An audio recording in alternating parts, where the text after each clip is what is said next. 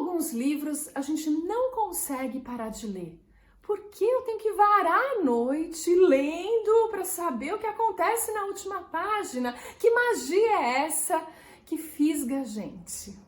Olá, eu sou a Thelma e hoje é um dia de um vlog para responder essas perguntas. É claro que não são respostas absolutas, são a minha opinião. E um pouquinho de pesquisa na internet, um pouquinho de teoria aí dos best-sellers e um pouquinho de tudo para entender o que a gente ama nos livros, com uma listinha de livros de indicações que me fisgaram. Mas antes, eu queria convidá-los a se inscreverem aqui no canal, curtirem esse vídeo e também me seguirem lá no Instagram, porque esses livros aqui que eu vou citar seguem lá com mais detalhes das histórias, enfim, me sigam lá também. Então vamos um pouquinho para esse vlog de livros que amamos. E os best-sellers, gente, eles têm temas comuns. Sim, existe um estudo mostrando quais são os 5 principais temas citados nos best-sellers. Adivinhem qual é o primeiro? Amor, sim. As pessoas gostam de ouvir sobre amor, mesmo que isso não esteja muito em moda, não é verdade? Tá lá como primeiro. No segundo lugar é a autodescoberta, seguido pelo trabalho e pela espiritualidade. Olha que interessante. E viagem, as pessoas gostam de ler sobre viagem. E sabe que eu concordo com tudo isso? Vocês vão ver aqui na minha lista que eu curto amor e curto viagem. É claro que a autodescoberta também, né? A gente procura num livro esses altos e baixos, essas emoções, né? Isso de uma forma real, né? A verossimilhança é importante. Numa ficção, a gente não pode estar lendo e de repente, acordei do sonho, sabe? Ai, percebi que era uma historinha. Não, isso não pode acontecer.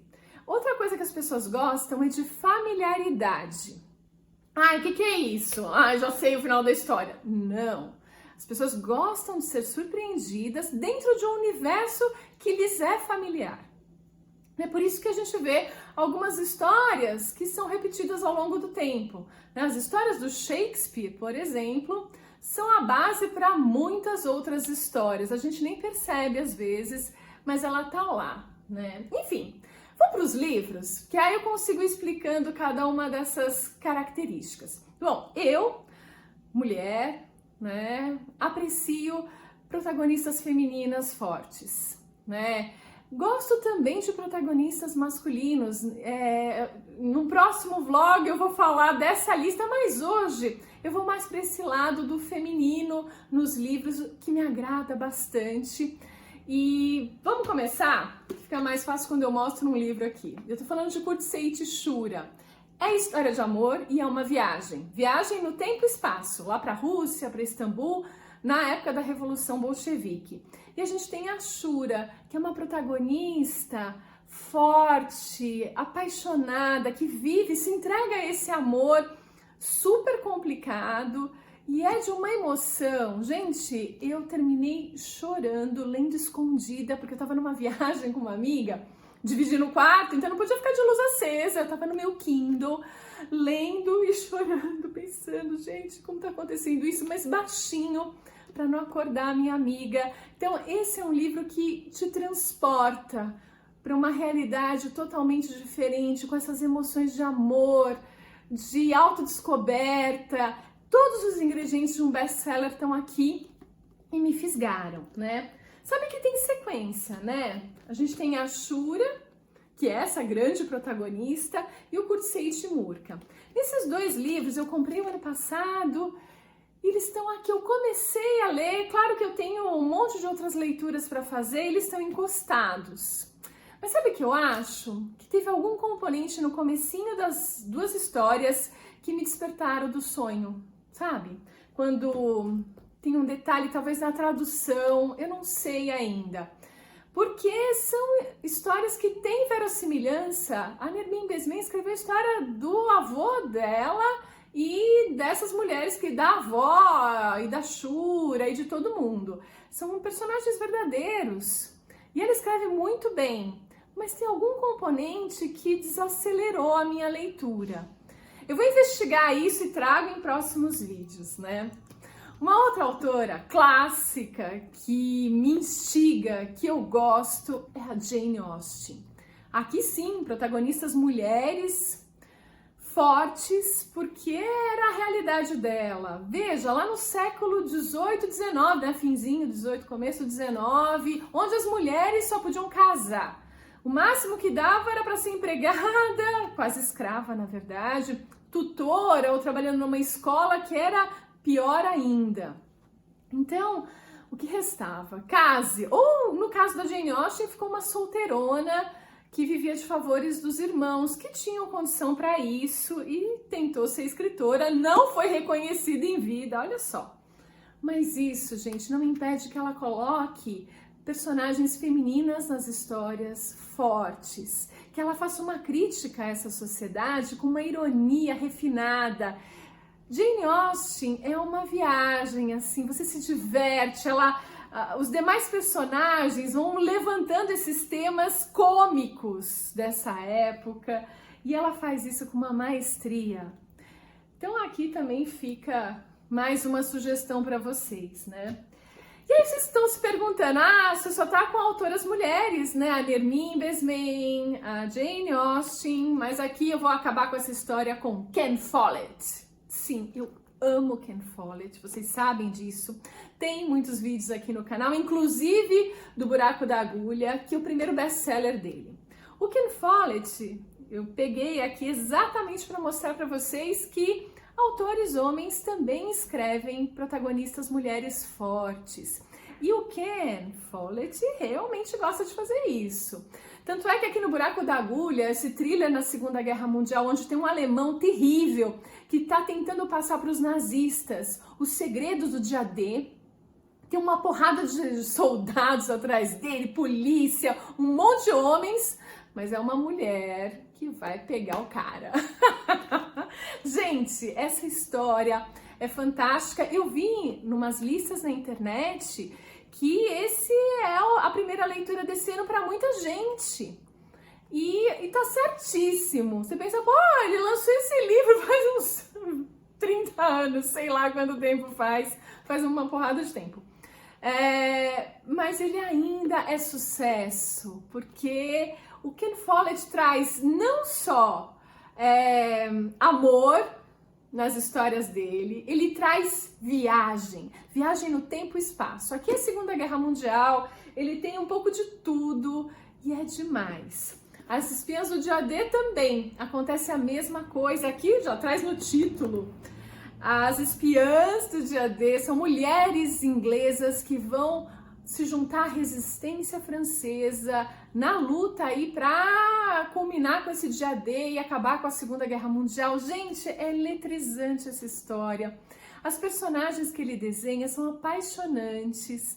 Eu tenho que reconhecer, é um homem escrevendo personagens femininas de uma forma glamurosa, de uma forma que te causa um bem-estar, que te faz viajar, que te dá autoimportância. Esses são componentes que os estudos mostram que os leitores buscam em livros. O Ken Follett te entrega isso.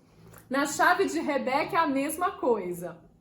Mais uma vez a gente tem eu acho que ele é um alemão, ele é uma mistura de alguma nacionalidade do Oriente Médio com alemão, vilão da história, que já vem cometendo crimes, e aqui é Segunda Guerra Mundial também, só que lá a conquista dos nazistas vem acontecendo subindo a África, né, o mapa da África, e eles estão no Egito e querem impedir que aconteça esse domínio, né, que seria uma coisa bem complicada na época, e a gente tem, é claro, um protagonista masculino que vai lutar contra esse alemão, só que tem uma mulher que vai ajudá-lo, uma egípcia.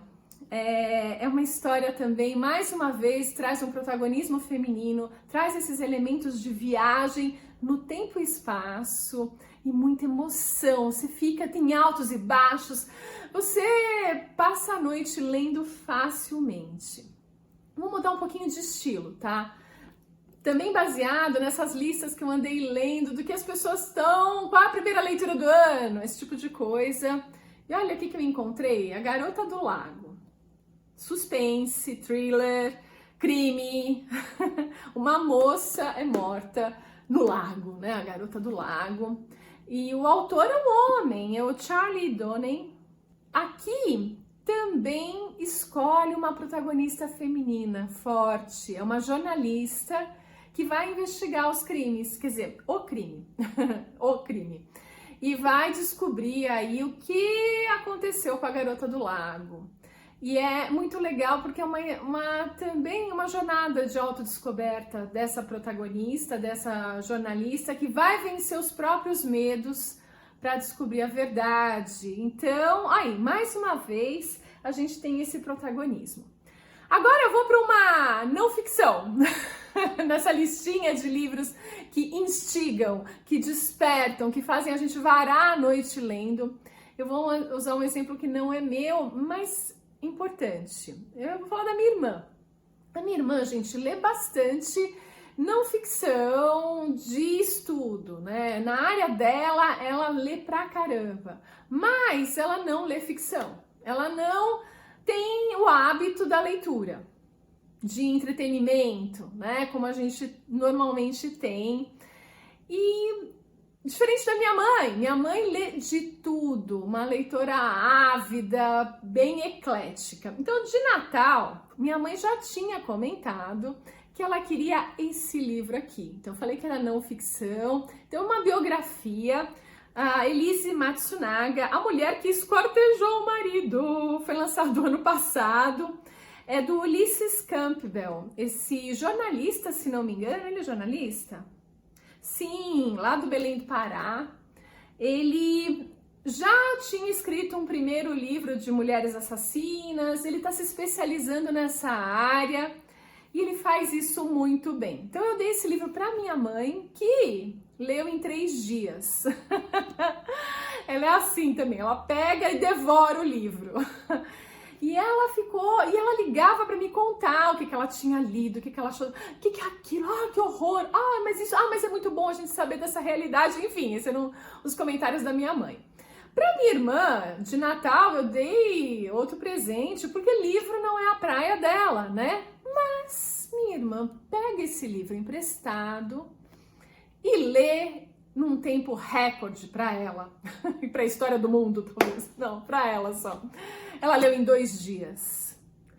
E também queria discutir, ela e minha mãe discutiram o livro, enfim, agora o livro tá comigo. E ontem eu comecei a ler, já tô na página 60, fui até quase 2 da manhã lendo, e eu entendi um pouco por que a minha irmã e minha mãe, mas por que a minha mãe ela lê, mas o que instigou a minha irmã a varar a noite, gente?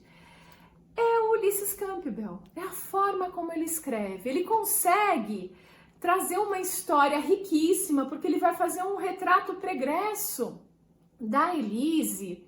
Não que isso justifique alguma coisa, pelo amor de Deus, não.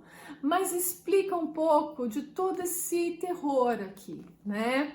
E é uma história instigante. Você quer entender, você quer saber, e tá muito na escrita dele, que torna fatos hediondos palatáveis, que mantém um suspense, que te faz parar a noite lendo. Então ontem eu tive que parar porque eu tava muito cansada, tinha vídeo para gravar hoje de manhã, tinha que fazer um monte de coisa, então não dava. Mas Ulysses Campbell tá aí, um cara que sabe montar uma biografia de crime de uma forma mais leve, mas sem desprezar nenhum dos componentes, com uma pesquisa forte. Ficam aqui meus elogios, e a minha irmã, que não leu em 2 dias. Então esse é o maravilhoso mundo dos livros. O que a gente gosta, né? Essa é a pergunta que eu vou responder em próximos vídeos também, com mais livros, com mais listinhas. E eu vou ficando por aqui. Me sigam lá no Instagram, onde eu vou colocar um pouquinho de cada uma dessas histórias. E é isso. A gente se vê no próximo vídeo.